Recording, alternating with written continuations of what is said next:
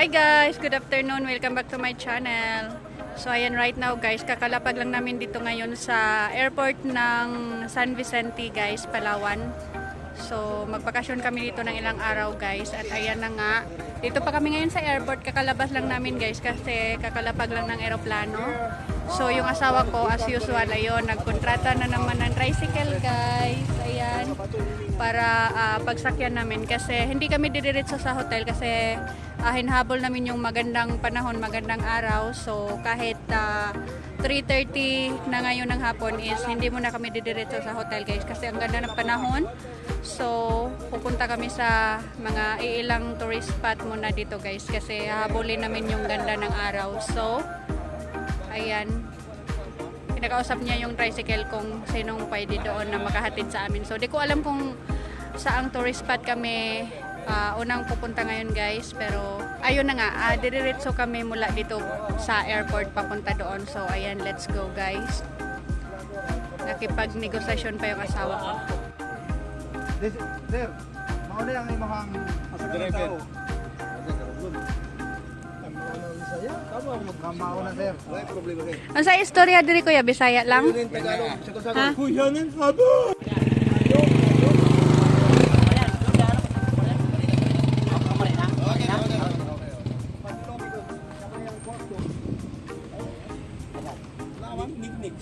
Niknik kanang mga niknik ba?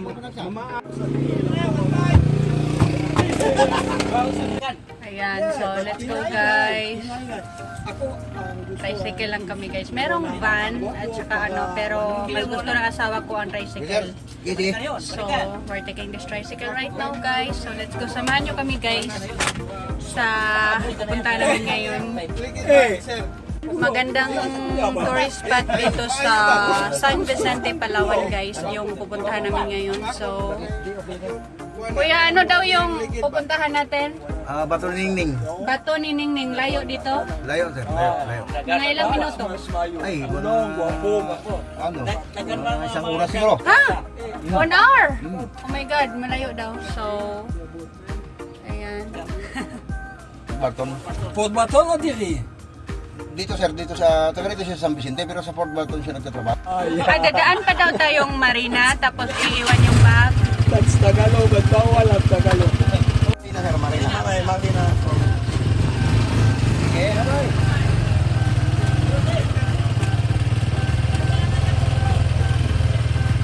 Yes, lumayang.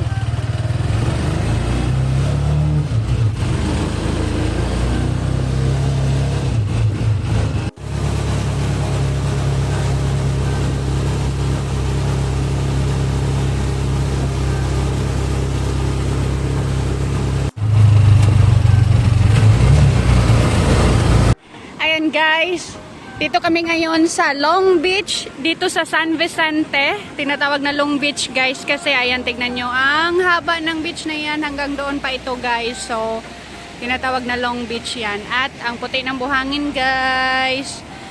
At maganda kasi hapon ngayon at walang masyadong turista, sila lang. Ayan, so pigil lang kami dito sandali guys kasi pupunta pa kami sa isa sa tourist spot nila dito. So nadaanan namin ito at sabi ng asawa ko, tigil na lang kami dito ngayon for just few minutes kasi kung mamaya pa pagbalik namin baka magabi na at pangit na dito kasi madilim na. So baka abutin kami ng dilim mamaya. So ayan, habang papunta kami doon sa pupuntahan namin na isa sa mga tourist spot dito sa San Vicente, Palawan guys, is ngayon na lang kami tumigil dito ngayon kasi ang ganda pa ng araw. So makikita pa yung kabuuang kagandahan ng beach na ito. Ayan, tingnan nyo guys, ang haba, tapos ang puti ng buhangin. So ito yung ipinagmamalaki nilang beach dito sa San Vicente guys kasi bukod sa maganda, ang haba ng beach niya. So ayan, ayan guys, ang ganda. So kanina gulat ako guys kasi sa plane na sinasakyan namin, halos lahat foreigners guys. Kung meron mang Filipina like me is or Filipinos, yung local sa San Vicente or yung mga asawa ng mga foreigners. So Ayan, unti-unti na siyang nadidiscover ng mga turistang foreigner na turista guys, itong San Vicente, Palawan, kasi ang ganda talaga ng beach niya guys.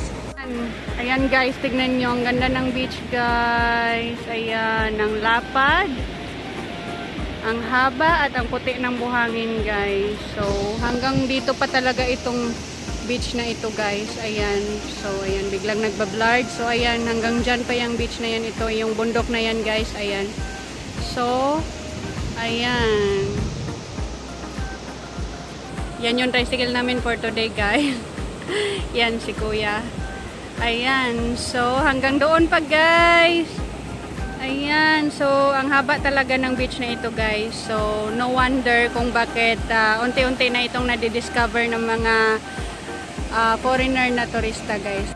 So yun na nga, kakarating lang namin dito sa San Vicente ngayon guys. Kakalapag lang ng eroplano. So kaagad kami ng tricycle, nagre-rent kaagad kami ng tricycle, which is 1.5 guys, at 3 hours lang yata ito kasi alas 3 na 3:10 PM na dumating yung or lumapag yung eroplano dito sa airport nila, at nagrenta kaagad kami ng tricycle kasi hinabol namin yung araw kasi ang ganda ng araw ngayon guys, at bukas din namin alam kung papangit ang panahon at pangit for the video and photos. So hinahabol ng asawa ko ngayon kasi kukuha din siya ng mga video and photos guys. So hinahabol namin yung ganda ng araw. So yun na nga, dumiretso muna kami sa pagtutour kahit kakalapag lang namin dito sa San Vicente ngayon. So di pa kami nakapunta sa hotel namin, pero nakabook na kami ng hotel guys for one night kasi tomorrow babiyahe kami papuntang Port Barton, lipat kami doon. So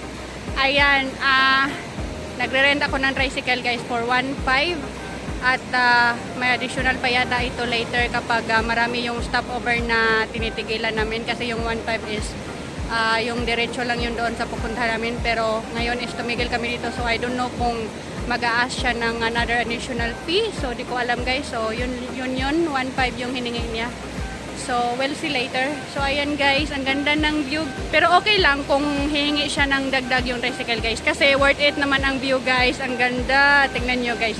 Wow, grabe, Long Beach ng San Vicente, Palawan guys. Ayan, ang haba.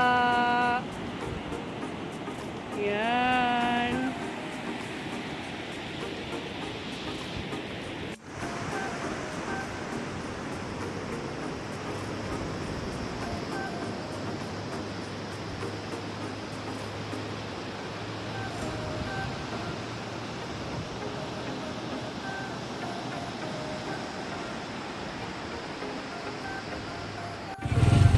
Nakita na ko ya?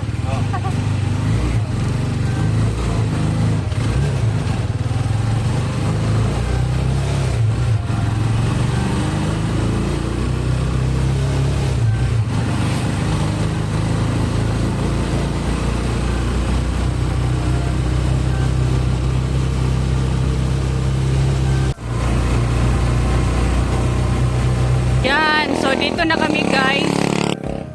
Kanta. Pwede ka pa, kanta ka pa usahay. So yun, bayad tayo na entrance fee kuya, 25 per head. So ayan, dito kami ngayon sa tinatawag nila na Bato ni Ningning dito sa San Vicente guys, at meron silang entrance fee na 25 pesos per head. So ayan, nagbayad ako ng 50 for the two of us. Okay, let's go. Ako pwede. Ikaw. So let's go guys, it's over here. So medyo lakad tayo ng konti. Ayan, ito na yung Bato guys, at ang ganda ng wow, sunset ngayon guys. So nataon na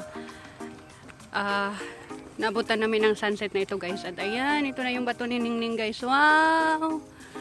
Ayan, so pwedeng umakyat dyan tapos magpa-picture sa taas. So ayan, wow, ganda ng sunset! In the middle of the two big stones na ito guys, yan, at saka ito. Wow! Grabe oh.